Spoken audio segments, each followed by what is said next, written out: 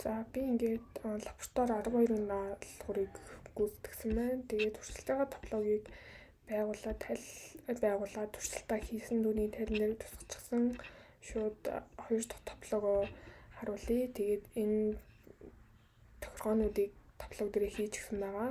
Энэ болохоор IP version 6-тай TCP сервер үүсгэчихсэн. Тэгээд энд болохоор version 6-тай бүл үүсгэсэн байгаа. За энд болохоор version 4-тэй бүл үүсгэчихсэн. За тэгээд PC1 маань энэ TCP version 6-аас динамикаар хаяг авсан байгаа. PC2 маань TCP version 4-тэй серверээс динамикаар хаяг авсан. За тэгээд PC5 маань EUI 64-оор хаяга динамикаар авчихсан байгаа.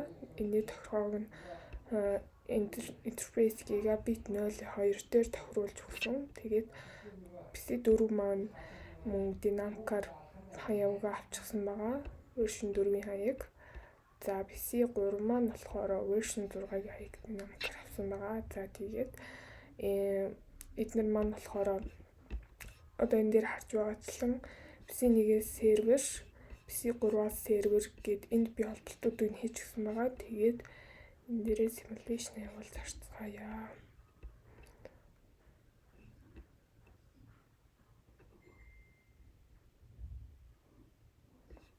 За тэгээд энэ харж байгаачлан бүгдээрээ successful болж байна. Тэгэхээр миний холболтууд амжилттай хийгдсэн байна гэсэн үг. Тэгээд анхаарал тавьсанд баярлалаа.